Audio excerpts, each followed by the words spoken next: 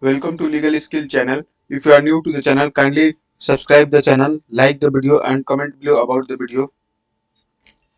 So in this video, I will explain about section 230 of the Companies Act. This is part 2 of the course. So section 230 subsection 1 deals with power of a tribunal on an application filed for compromise or arrangement. So when an application is proposed to be filed between company and its creditor or between company and its member or any class of them, like any class of member or any class of creditor, the tribunal may on the application of, so who are eligible to file the application? The company, any of the creditor, member of the company or liquidator in case of company into voluntary winding up. So 4% can file the application. It is first the company, second the creditor, third the member of the company, and fourth is the liquidator in case of voluntary winding up. And what the application is all about? It is about compromise or arrangement between company and its creditor or any class of them, or company and its member or any class of them. So when the application is filed, the tribunal may call the meeting of creditor, class of creditor, member or class of member in such a manner as the tribunal direct. So after filing of the application, the tribunal may call for meeting. Now let's see this explanation.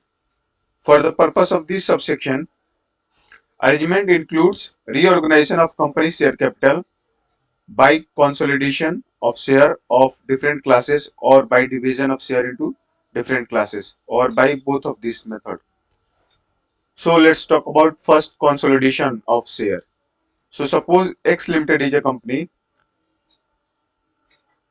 which has 100 preferential share and 100 equity share. Now the company consolidated this share and make it as a 200 equity share. So this is consolidation of share. Now let's talk about division of share. Suppose X has 200 equity share and the company make it 100 equity share, 50 preferential share and 50 equity share with different voting right. So this is example of division of share. So this consolidation of share and division of share are also part of reorganization of company's capital, share capital. Now these are some of the basic questions which every aspirant must know. So let me deal with this question. So who is entitled to make application to the tribunal for the purpose of compromise or arrangement?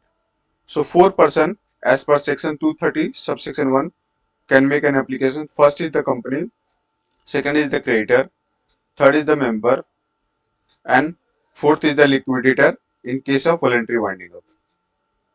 Is it mandatory for the tribunal to give order for calling of the meeting when an application is made to it for the purpose of compromise or arrangement? So it depends on the application filed by the member, creditor, company or liquidator. The tribunal cannot mandatorily order the meeting. It first has to check whether the application is proper or not. Then it may order. The word may has been used. So it is not mandatory for the tribunal to order meeting of the creditor or member. What is the meaning of arrangement under section 230? So for the purpose of this subsection, arrangement include reorganization of company share capital by consolidation of share of different classes, by division of share into different classes, or by both of this method.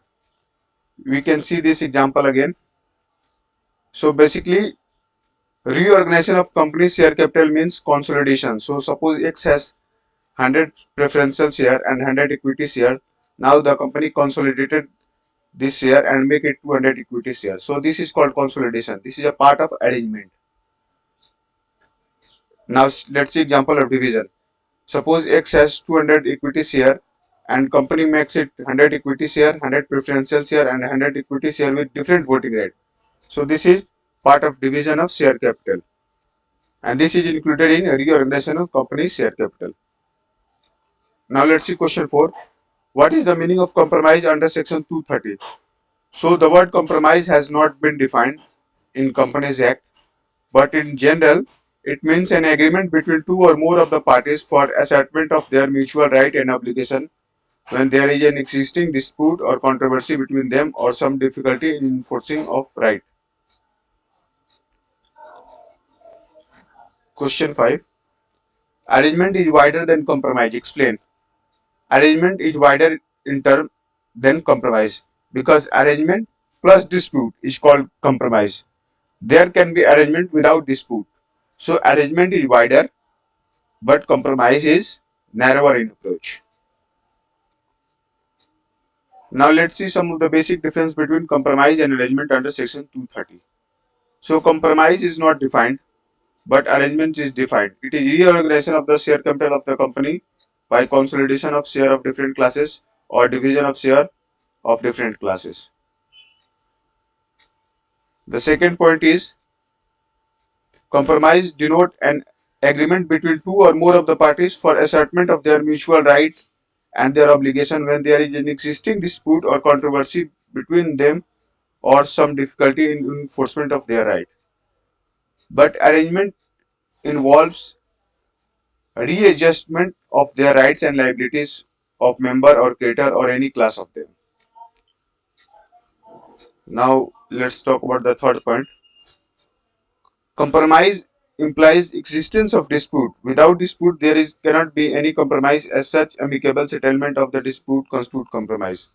So there has to be dispute in compromise, but there need not be any dispute in case of arrangement. Let's see this fourth point. There need not be any existing dispute to arrive at an arrangement. Let's talk about fifth point. Scope. The scope of compromise is limited, but the scope of arrangement is wider. So these are some of the basic differences of compromise and arrangement. Now let's talk about seventh question. What is the meaning of creditor or class of creditor? Basically, creditor is not defined in Companies Act, but in general it means a person from whom a company borrow money or borrowed money. Now let's see question 8. What is the meaning of the member? A person who is defined under section 2 clause 55 whose name is included in the register of a company. A class of member include equity shareholder with different right and without differential right, preferential shareholder. So these are some of the basic question. Now revise this basic part again. So section 230 subsection 1 deals with power of tribunal on an application filed for compromise and arrangement. So application will be filed by the company or any of the creditor or any of the member or liquidator in case of voluntary winding up. What will be the purpose of filing application? It will be for the purpose of compromise or arrangement between company, its creditor or class of them, or company, its member or class of them. Thereafter, tribunal will order to conduct meeting of creditor, class of creditor, member or class of member as it think fit. Now let's see this explanation. So for the purpose of this section, arrangement include reorganization of company share capital by consolidation of share of different classes or by division of share of into different classes or both of these method. So consolidation basically means suppose X has 100 preferential share and 100 equity share. Now the company consolidate and make it 200 equity share only. So this is example of consolidation. And division of share it means suppose a company X has 200 equity share and the company make it 100 equity share, 100 preferential share and 100 equity share with different voting right, then this is example of division of share. So consolidation of share and division of share will be part of reorganization of company share capital, means it is a part of arrangement. It is not part of compromise. So these are basic question. Who can file the application? This 4 person can file the application. It is mandatory for the tribunal to call meeting. No, it is not mandatory. So what is the meaning of arrangement? I have already explained the meaning of arrangement. What is the meaning of compromise? You can read this definition again. It is not to be repeated. How arrangement is wider in term than compromise. So arrangement plus dispute is equal to compromise. When there is only dispute, then it is only compromise. But when there is arrangement plus dispute, then it is compromise. Now let's see question 6. This talks about basic differences between arrangement and compromise. Kindly read it again. Question 7 and question 8 are also easy. Kindly read it again. Now let's talk about section 230 subsection 2. Disclosure by applicant. So before making an application to the tribunal or NCLT, what need to be disclosed in the application? So the company or any other person by who an application is made shall disclose to the tribunal by an affidavit. So these things need to be disclosed via an affidavit. So as per point A, four things need to be filed. Latest financial position of the company, auditor report, pendency of any investigation or proceeding against company. Now let's see point B. Reduction of share capital of the company, if any included in the compromise or arrangement. So if the company has suppose 5 lakh share capital and after arrangement or reduction it comes to 4 lakh or it comes to 4 lakh 99,000 share, then also we have to disclose it in the affidavit. Any scheme of corporate debt restructuring consented not by less than 75% of the secured creditor in value, including. So if a corporate debt restructuring has been proposed and which has not been consented by 75% of the secured creditor in value, then creditor responsibility statement in the prescribed form as prescribed in the rules, safeguard for the protection of other secured and unsecured creditor, report of the auditor that the fund requirement of the company after debt restructuring as approved shall conform the liquidity test based upon the estimation provided by the board. So liquidity test basically means the ability of the company to pay the debt in the ordinary course of business for a period of 12 months. Now when a company proposes to adopt corporate debt restructuring, whether it's follow the guideline specified by the Reserve Bank of India, and a statement to that effect has also to be filed. A valuation report in respect of share and property and all asset, tangible, intangible, movable, immovable of the company by a registered valuer. Now let's talk about corporate debt restructuring. So corporate debt restructuring refers to the reorganization of distressed company outstanding obligation to its creditor. The purpose of corporate debt restructuring is to restore the liquidity of a company so that it can avoid bankruptcy. A corporate debt restructuring usually reduces the level of debt, decreases the interest rate on debt, and increases the time to pay back the debt. So let's see these three examples to understand the corporate debt restructuring. Suppose a company X has taken loan from a Bank of Baroda of rupee 1 lakh at the rate of 10% per annum. Now the company is unable to pay the loan amount along with the interest. So in this case, to avoid the bankruptcy or to restore the liquidity, the bank can extend the time for repayment of loan. This is the first point. Second, the bank can reduce the rate of interest of loan amount. Third, the bank can also waive off some of the amount. Like if the company has to pay 1 lakh plus 30,000 as interest, which means 1 lakh 30,000, it can waive off 30,000. So this is called corporate debt structuring. This is done to avoid bankruptcy. Now let's repeat this again.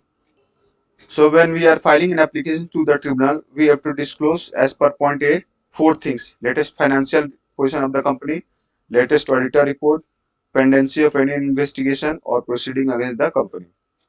Let's see the B point.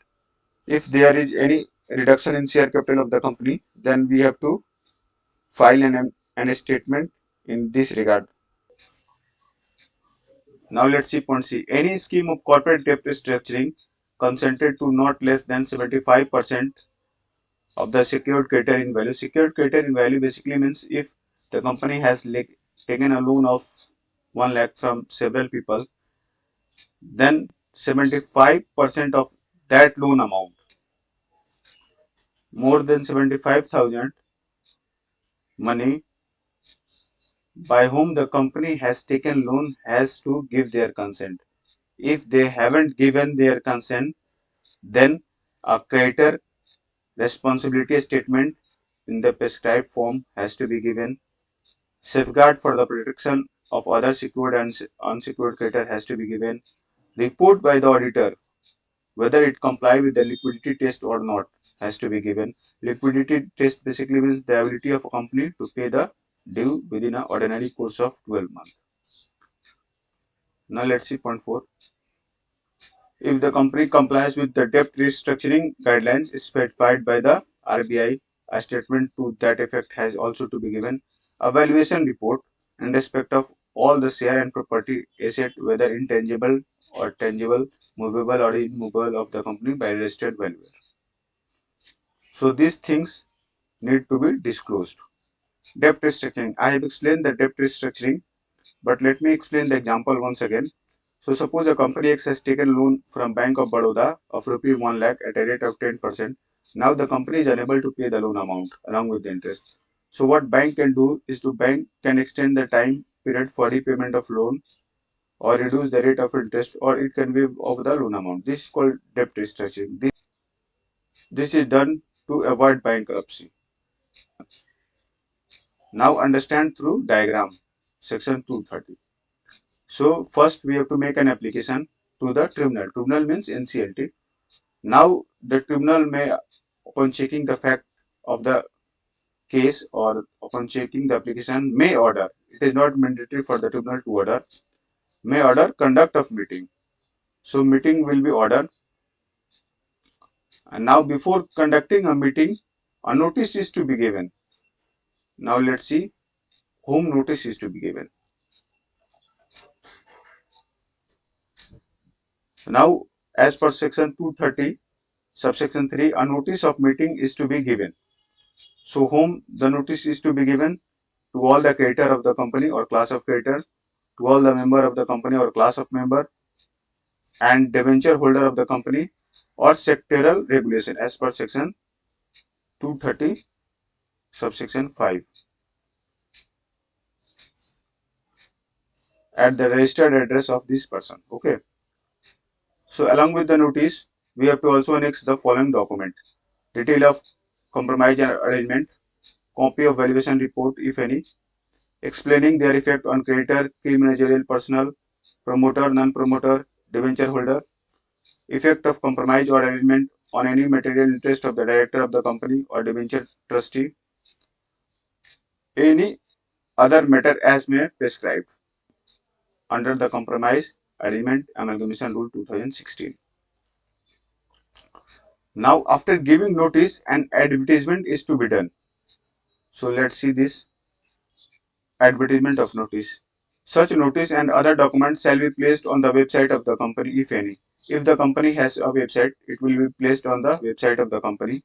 And in case of a listed company, it has to be mandatorily sent to Security and Exchange Board of India and a stock exchange where the security of the company is listed for placing on their website.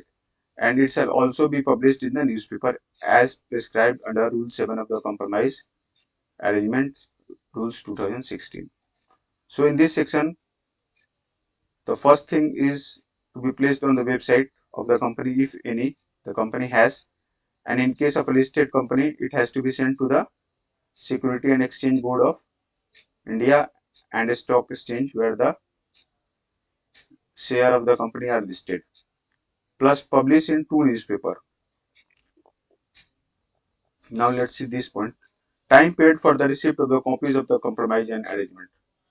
So where a notice of meeting is also issued by way of advertisement, it shall indicate the time within which the copies of arrangement or compromise shall be made available to the concerned person free of charge from the registered office of the company. So the notice will also include the time limit within which any person can obtain the scheme of compromise and arrangement from the company free of cost. Now notice to sectoral regulation under section 230 subsection 5. So notice has to be given to the central government, income tax authority, Reserve Bank of India, Security and Exchange Board, registrar, respective stock exchange, official liquidator. Now if necessary, we will also give notice to the Competition Commission of India, and this all authorities like central government, income tax, Reserve Bank of India, Security and Exchange Board, registrar, respective stock exchanges, official liquidator has to reply within 30 days if they have to make any objection. If they didn't reply within 30 days, then it will be presumed that they don't have any objection to the compromise or arrangement. Now revise this through diagram. So first an application need to be filed to the tribunal. Second, upon checking the fact of the application, the tribunal may order conduct of meeting. Okay. Before conducting meeting, notice is to be given. After giving notice, advertisement is to be done. So section 230 is complete. Now in the next video, we will deal with section 231.